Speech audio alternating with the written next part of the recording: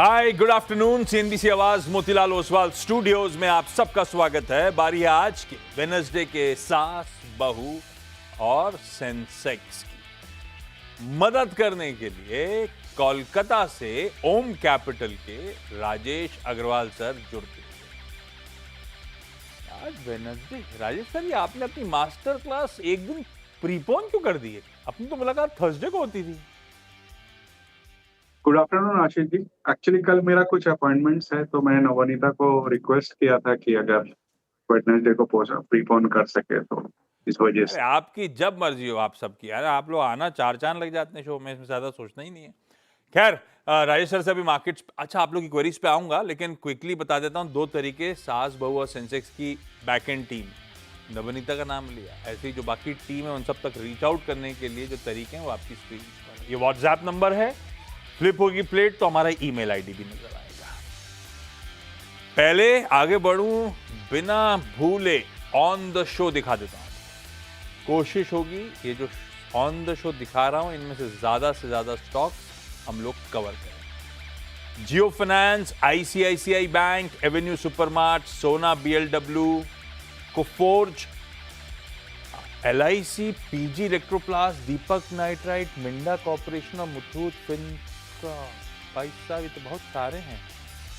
मैं कोशिश करता हूं, कोशिश करेंगे पूरी लिस्ट कंप्लीट करें, देखते हैं क्या होता है। क्विकली मार्केट्स दिखा देता हूं। आधे % मजबूती के साथ भारतीय बाजार बढ़िया कामकाज कर रहे हैं। गए थे 25,000 के ऊपर, 25,035 तक गए थे। थोड़ा बहुत से मामला पस पड़ा, लेकिन 25,000 की दहलीज के इर्द गिर्द कामकाज हो रहा है। पर ये क्रिटिकल क्रूशियल जोन्स हैं, साइकोलॉजिकली इंपॉर्टेंट भी और बिल्डअप के लिहाज से भी सबसे तगड़े राइटर्स का जोन है, जहां पे आके इस समय हम अटके हुए हैं काफी देर से। खुले ही गैप के साथ इसी ट्रेजेक्टरी के आसपास आधा दिन निकल गया, वहीं पे कामकाज कर ना कंसीड करा है, ना उस ट्रेजेक्टरी को मीनिंगफुली पार किया है, तो अटके हुए हैं अधर में। ये दिल मांगे मोर। अगला पड़ाव अगर यहां से निकले तो फिर 25, 150, 200 पिछली बार के मोमेंटम जहां से फिजल आउट हुआ था वो जोन्स हैं। देखते हैं, लेकिन बढ़िया है मार्केट, कोई कंप्लेंट नहीं है। और क्या बढ़िया ब्यूटीफुली, जैसे सीएनबीसी आवाज ने सुबह आपको गाइड किया था वैसे ही मूव कर रहा है। सुबह चर्चा में क्या था? आईटी रडार पे रखिएगा। कल की तेजी के बाद आज भी मोमेंटम आईटी में बना रहना चाहिए। आईटी इंडेक्स देखिए, कल ही की तरह आज भी दिन के हाईस पर कामकाज करता हुआ 0.3% के आसपास। सुबह क्या बात हुई थी? ऑटो इंडेक्स में मुनाफा वसूली, auto stocks for the time being, वो जो अच्छा मोमेंटम हमने राइड किया हुआ है, शायद अब कूल ऑफ होने का समय। और वो देखिए, ऑटो इंडेक्स बढ़िया बाजार में दिन के लोस के इर्द गिर्द कामकाज करता हुआ। आईटी के जो इंडिविजुअल स्टॉक्स सिंगल आउट कर रहे थे सुबह बिग स्टॉक्स में, और वो उसके बाद स्पॉटलाइट में, ओरेकल फाइनेंशियल छाया हुआ है आज, ऑलमोस्ट 10% के मूव। स्पॉटलाइट में साइंट मेंशन किया था, उसमें देखिए क्या मजबूती के साथ कामकाज हो रहा है। तो जैसा जैसा सीएनबीसी आज में सुबह वो चर्चा में आया था मुनाफे की तैयारी में, ब्यूटीफुली स्क्रीन वैसे ही बिहेव करती हुई। खैर, सवाल जो आपके सिलसिले की शुरुआत कर रहा हूं, आज हमें लुधियाना, आज हमें पुणे, मुंबई और मुंबई जाना है। सब जुड़ चुके हैं, आपको आपकी स्क्रीन पर रेडी नजर आएंगे। लुधियाना जा रहा हूं तानिया बागची जी के पास। तानिया मैम, हाय, गुड आफ्टरनून। कैसे हो? लुधियाना के क्या हालचाल? लुधियाना में भी खूब पानी आया क्या? जी सर, बहुत बारिश हुए, अभी 2 दिन से थोड़ा राहत है। तो बाढ़ वाड़ आसपास सब जगह पानी भरा हुआ है क्या एकदम? शहर में तो इतना पता नहीं लगता, जैसे नॉर्मल वाटर लॉगिंग होता है, पर आसपास के गांव में बहुत खराब परिस्थिति थी। हाँ, अब जाके फाइनली इतने दिनों बाद स्कूल्स भी खुले हैं शायद कल वाले, मंडे ऑनवर्ड्स। जी सर, इसी हफ्ते। हाँ, इसी हफ्ते। Take care Tania ma'am. Tania ma'am, पहला सवाल कौन सा? सर, मेरा पहला सवाल रहेगा दीपक नाइट्राइट पे। 1871 के प्राइस से लिया हुआ था, लॉन्ग टर्म व्यू है, 20 क्वांटिटी है, बट इसका शायद रिजल्ट अच्छा नहीं आया था इस क्वार्टर में। तो क्या राय होगा सर का? सर, इसको दीपक होल्ड करना नाइट्राइट, है, एवरेज करना है? ठीक बात। दीपक नाइट्राइट पे क्या व्यू है? लॉन्ग टर्म के लिए स्टॉक कैसा है, और खरीदारी करने वाला स्टॉक है या नहीं, ये भी बताइएगा। Good afternoon Ashish ji. बाकी भी जो महिला मित्रगण हैं सब पैनल में, सबको नमस्कार। दीपक नाइट्रेट की अगर बात की जाए तो जैसा मैडम ने कहा कि पहली तिमाही के नतीजे अच्छे नहीं आए थे। करीब-करीब 14% के आसपास रेवेन्यू में डी ग्रोथ थी। कई कारण थे, एक तो प्राइसिंग प्रेशर था, ओवर सप्लाई थी चाइना से, फिनाइलिक डिविजन्स में स्प्रेड कम हो गए थे। इन सब चीज़ों के चलते थोड़ा प्रभाव देखा गया था। लेकिन अब आस्ते-आस्ते वॉल्यूम्स थोड़ी-से स्टेडी होते हुए नज़र आ रहे हैं फेनोलिक्स में। कैपेक्स लगभग पूरा होता हुआ नज़र आ रहा है और अगले साल तक पूरा हो जाएगा। डोमेस्टिक डिमांड स्ट्रॉन्ग होती हुई नज़र आ रही है और सबसे अच्छी बात क्या है कि जो इतना बड़ा करेक्शन हुआ उसके बाद अगर आप देखो, तो 30-32 टाइम्स के एफवाई 27 अर्निंग्स पे ये ट्रेड कर रहा है, बहुत कम्फर्ट दे रहा है। जो लंबी अवधि के निवेशक हैं, लंबी अवधि से मेरा मतलब है 12-18 महीना टिक सकते हैं, तो यहाँ पे खरीदारी भी कर सकते हैं। लीजिए मैम, दीपक नाइट्राइट लंबी अवधि के लिए बल्कि और ऐड करने वाला स्टॉक है। मुंबई से अरुणा सोदानी जी जुड़ती हुई हैं। Aruna ma'am, good afternoon. Mumbai में कहां से अरुणा मैम? ऑडियो नहीं आ रहा। अरुणा मैम, अनम्यूट करना पड़ेगा शायद। Ashish sir. Hi ma'am.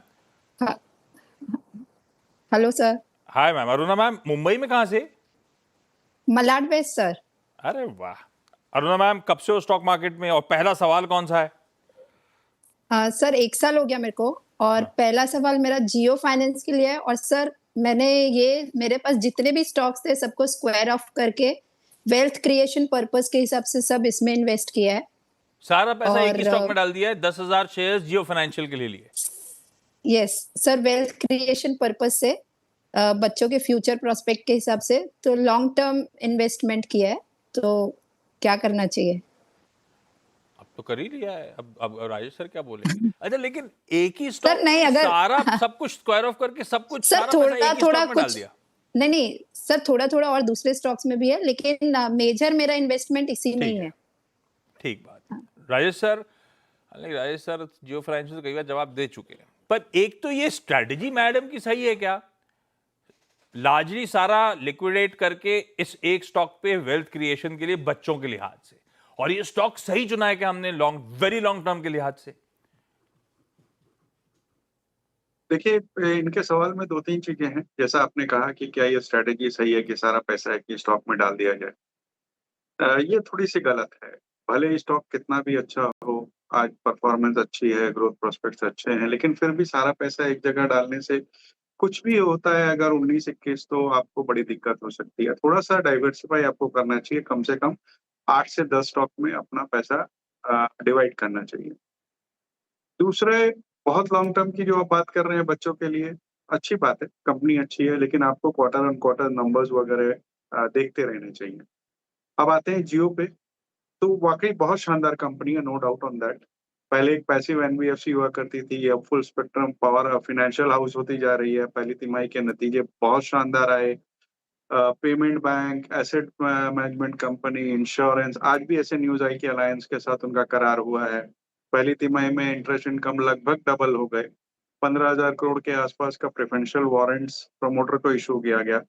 17,800 crore के आसपास की एयूएम थी, जो अब हमें लगता है कि आने वाले दिनों में बहुत अच्छी बढ़त दिखाएगी। और इन सब के ऊपर इनके पास ट्रेज़री शेयर्स है रिलायंस के, जो वैल्यूएशन का बहुत कम्फर्ट देते हैं।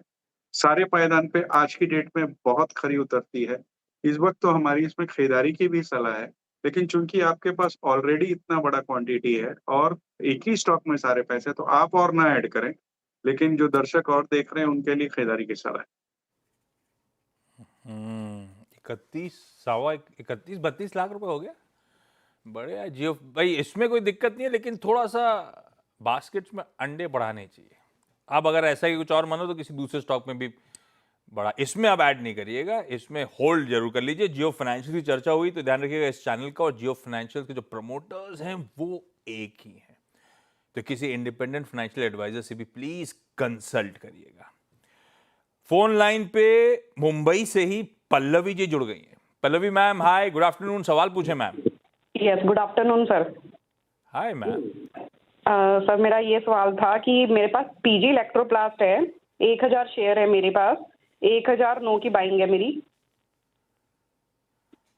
और ये लिया लॉन्ग टर्म के सोच के लिया था, मामला गड़बड़ा गया, बीच में खबर गड़बड़ा गई, ये रीजन था या ट्रेडिंग के लिए लिया हुआ था और फंस गया मामला? लॉन्ग टर्म के लिए लिया था।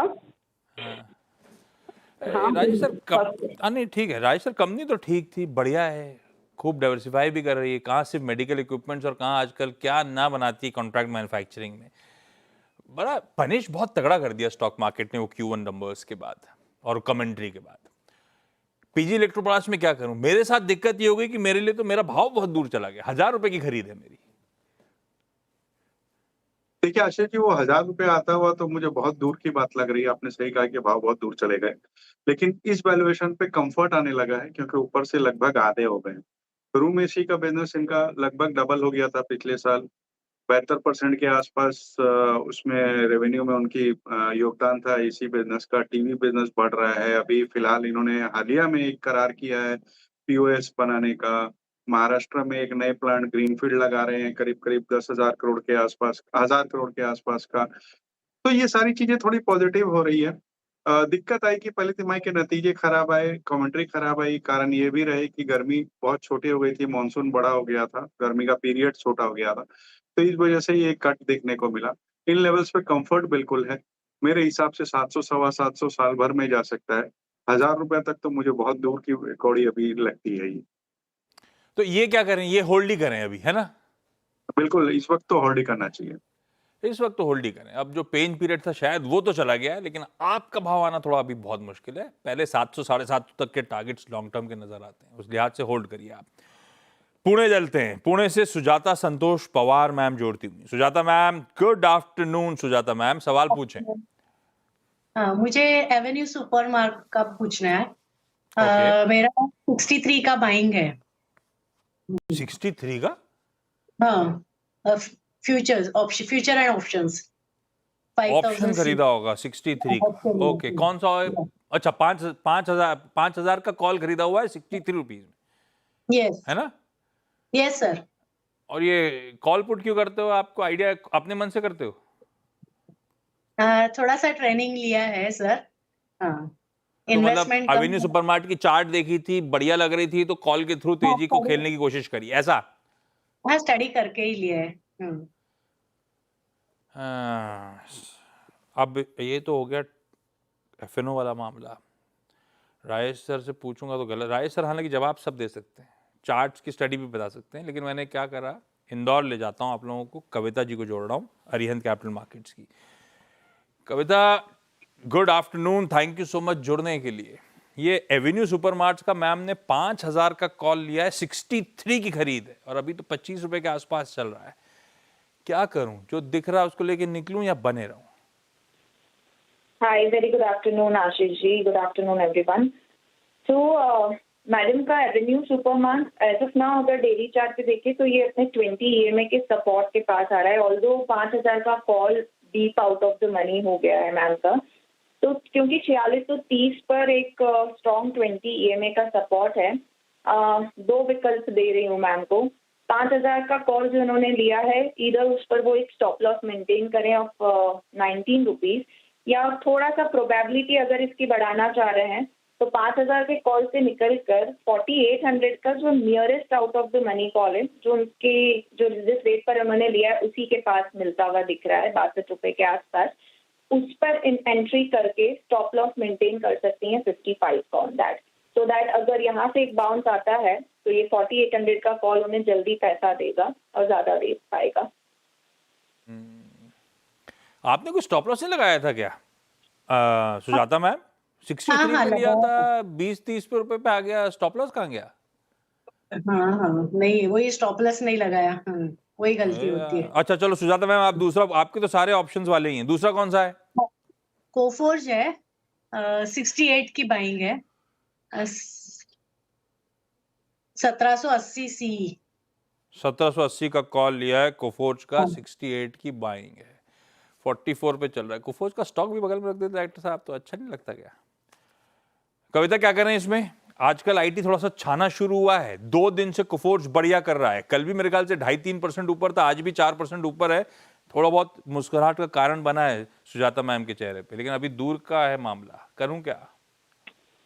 Yes, with this development and all coffer last 2 days से एक अच्छा मूव दे रहा है। ट्रेलिंग स्टॉप लॉस मेंटेन करना चाहिए सिंस काउंटर ने अभी 20 EMA का एक ब्रेकआउट दिया है। 1800-1820 तक के मूव चार्ट्स पर दिखते हैं, पर सिंस कॉल के साथ मैडम लेकर रखे हैं, मुझे लगता है एक स्टॉप लॉस मेंटेन करें अपनी पोजीशन पर। तो कोफोर्ज एज ऑफ नाउ 44 के लेवल पर है। मुझे लगता है 40 के एसएल के साथ अभी अपने पोजीशन में बने रहें। ऊपर में इनकी कॉस्ट के आसपास ही निकल सकती है।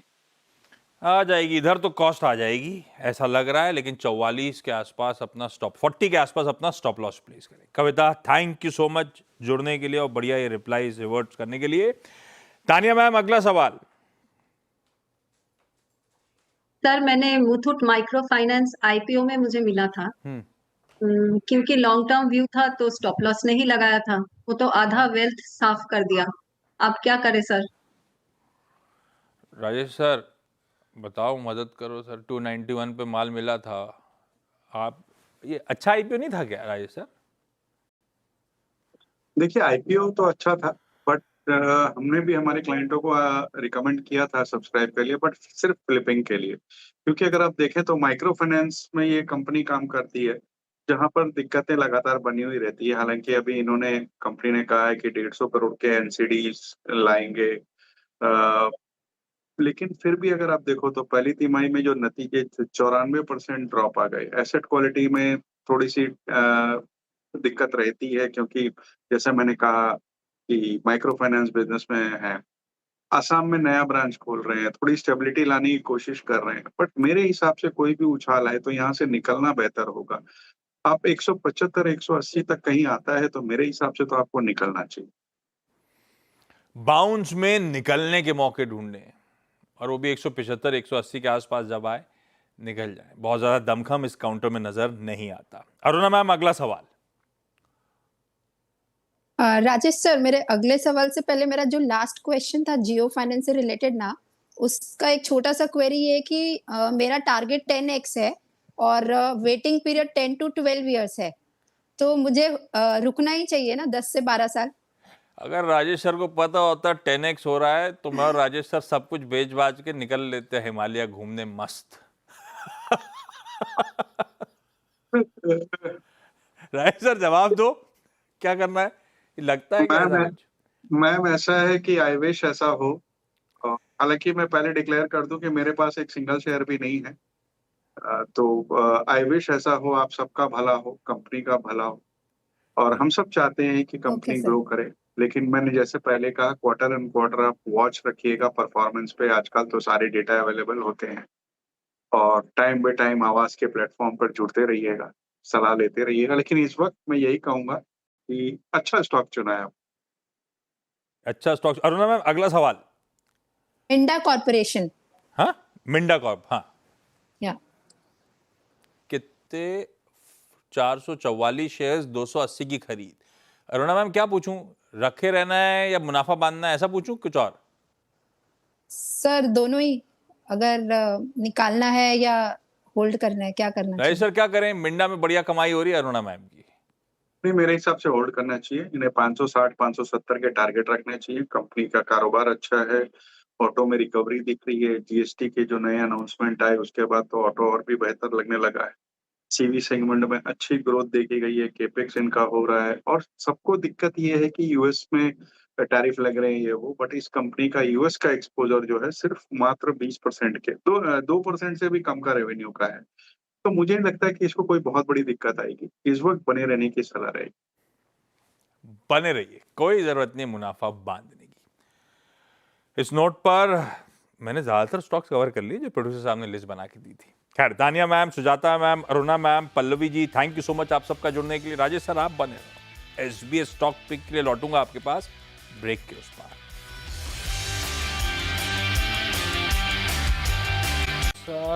कूल ऑफ 980 के आसपास इस समय निफ्टी। खैर, एसबीएस स्टॉक पिक का स्टिंग प्ले आउट करिए डायरेक्टर साहब।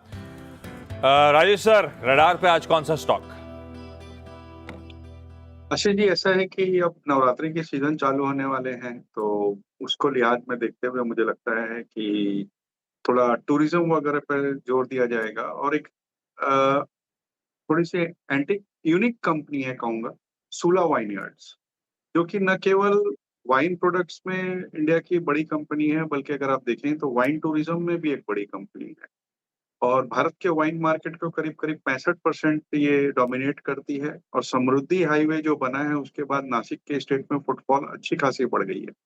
25,000 के आसपास अभी टच पॉइंट्स है, जो कि 23 स्टेट्स और 7 यूनियन टेरिटरी में फैली हुई है।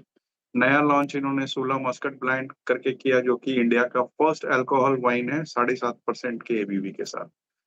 कुछ डाइवर्सिफिकेशन के रूमर्स हैं, बट उसमें अभी नहीं जाएंगे क्योंकि कुछ कंफर्मेशन है नहीं। बट यहाँ से मुझे लगता है 320 के टारगेट के साथ यहाँ खरीदारी करनी चाहिए। लीजिए भाई, फेस्टिवल पीरियड में 4 चांद लगाते हुए, कहते हैं मूड बनाते हुए, राजेश सर, सूला विनयार्ड्स है आज की preferred SBS stock pick. Rajesh sir, thank you. अब तो इस फेस्टिवल से याद आया, अब तो दुर्गा पूजा आने वाली होगी, आप बिल्कुल। फिर गायब हो जाओगे, हफ्ते भर दर्शन नहीं होंगे आपके। हफ्ते भर तो चलाना 5 पड़ेगा दिन सर। मतलब। हाँ वही। चलिए Rajesh sir, thank you so much जुड़ने के लिए। ब्रेक का समय, हमारी अगली मुलाकात 1:27 पे होगी और आज नो योर कंपनी में अर्बन कंपनी के मैनेजिंग डायरेक्टर और सीईओ अभिराज सिंह बहल साहब होंगे।